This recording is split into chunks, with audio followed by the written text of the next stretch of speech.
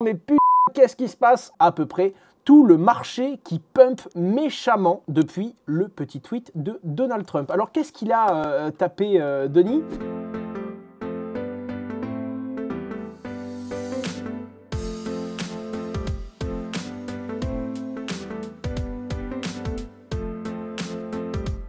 Il a tout simplement fait un petit tweet en disant « La crypto-réserve des États-Unis, non seulement elle va bien avoir lieu, mais en plus de ça, elle sera constituée également de Ripple, de Solana et de Cardano. Mon petit pari à moi, encore une fois, ceci n'est pas un fait, ceci n'est pas une certitude, ce n'est que de la spéculation, c'est mon avis. Mais j'en suis quasiment certain, ils ont payé un gros chèque pour être inclus dans la réserve.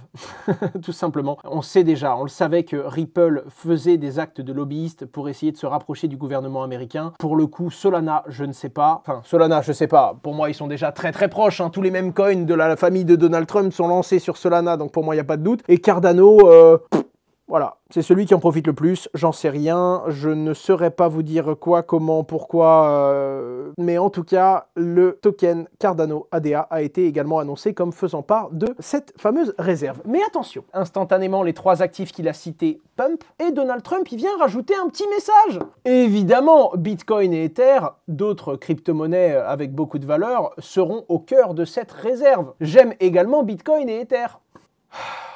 Et voilà pourquoi ça fait un scandale, parce que ça ressemble un petit peu trop à « Oh, mais j'avais oublié que j'avais des copains qui avaient parié à la hausse de Bitcoin et d'Ether, et comme mon tweet, il ciblait que Cardano, Solana et ADA, ben ça n'a pas fait pump Bitcoin et Ether. » Et pourquoi ça fait d'autant plus de bruit? Parce que depuis ce matin, il y a un trader inconnu qui prend une position de malade. 100 millions de dollars de position sur Bitcoin, 100 millions de dollars de position sur Ether, en x50, donc une grosse position de levier de porc, si vous me permettez l'expression. Ce mec a pris 30 millions de dollars. Hein. Alors, certains, et ça c'est une vraie question, il y en a qui ont dit qu'il a closé sa position avant l'annonce. J'ai pas pu aller regarder on-chain, j'arrive pas à trouver l'adresse. Donc si vous pouvez vérifier, mais bon, quoi qu'il arrive, c'est très très drôle de voir Donald Trump remettre un petit « Oh, j'aime aussi Bitcoin et Ether, hein, au fait, j'avais oublié de vous dire.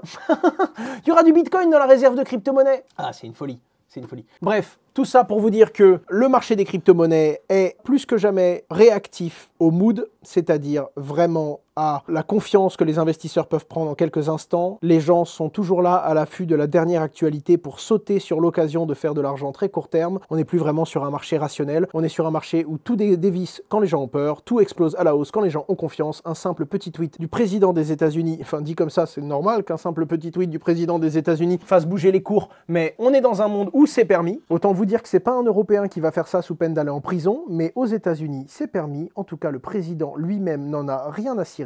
Il le dit, il le fait. Est-ce qu'il y a du délit d'initié derrière? J'en sais rien. Est-ce qu'il y a quelque chose? Mais ce n'est pas du délit d'initié parce qu'on n'appelle pas ça comme ça, parce que là-bas, il n'y a pas de loi qui encadre ça. J'en sais rien.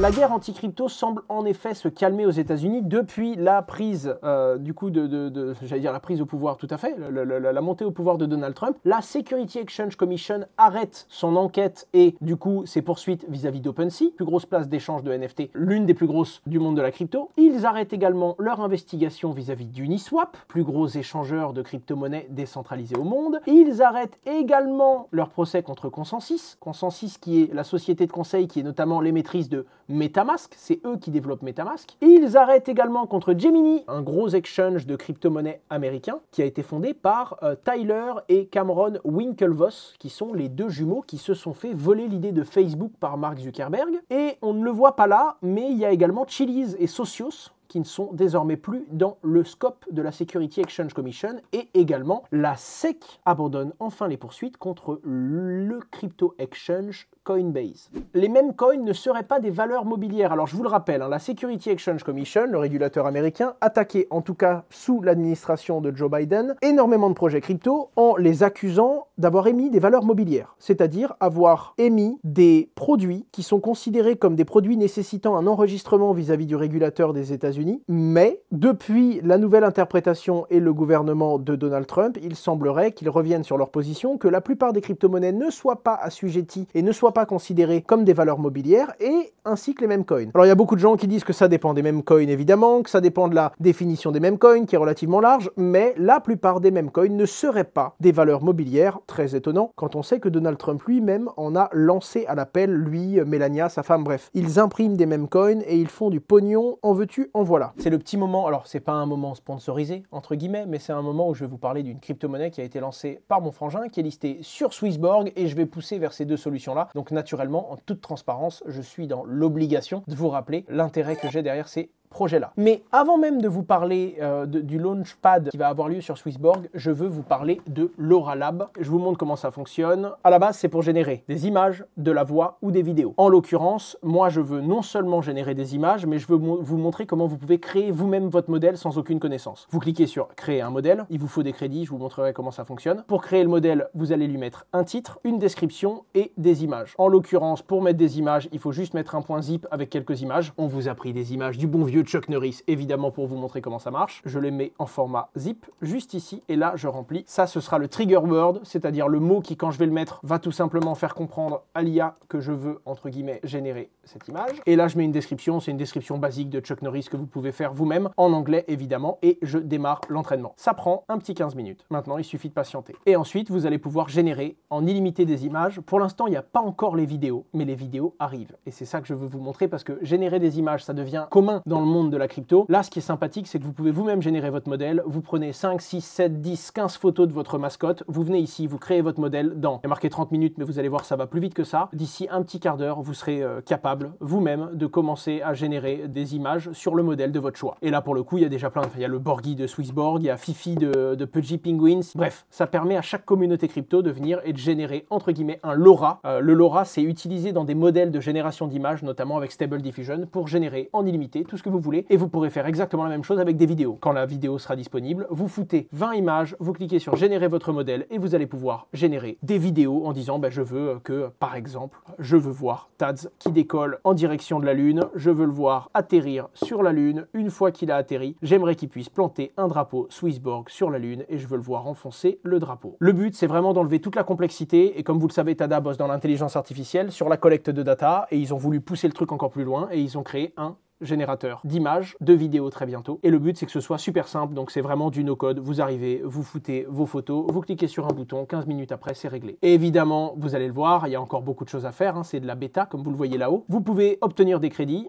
Pour ça, vous pouvez soit connecter votre wallet Tada, soit votre wallet Solana. Je vous montre comment vous connectez par exemple. Vous cliquez ici pour se connecter. Soit vous avez votre Ledger, soit vous avez Xportal. Si vous avez Xportal, c'est le portefeuille dans lequel, par exemple, moi, j'ai mes Tada. J'ouvre le portefeuille, je le scanne, je me connecte. Et une fois que le wallet a été connecté avec mon Face ID, vous voyez qu'il a été connecté. Et maintenant, quand je vais dans crédit, si je veux plus de crédit et que je clique sur, je sais pas moi, acheter 1000 crédits pour 20 $, là je choisis PayPal, Solana ou alors Tada, et quand je clique sur Tada, ça me propose la transaction, je la signe, et c'est parti. Tout est on-chain, le paiement est 100% crypto, et c'est bon. Il y a encore quelques ratés, de temps en temps, les images, elles sortent pas exactement comme ils le voudraient, donc ils font beaucoup de flux, mais c'est vraiment le début. Laura Lab, c'est en bêta. Plus tard, quand il y aura la voix, quand il y aura la vidéo, et quand il y aura beaucoup d'autres choses, vous allez voir, ça va devenir encore plus complet. J'attends, mon modèle est encore en cours d'entraînement, je vous montre ce que ça donne dans quelques instants. Pour vous montrer l'actu, le token Tada est sur une TVL à l'heure où je vous parle, il est sur un token à 1,1 ou 1,2 cents à l'heure où je vous parle. Pour le coup, va y avoir un launchpad sur l'application Swissborg et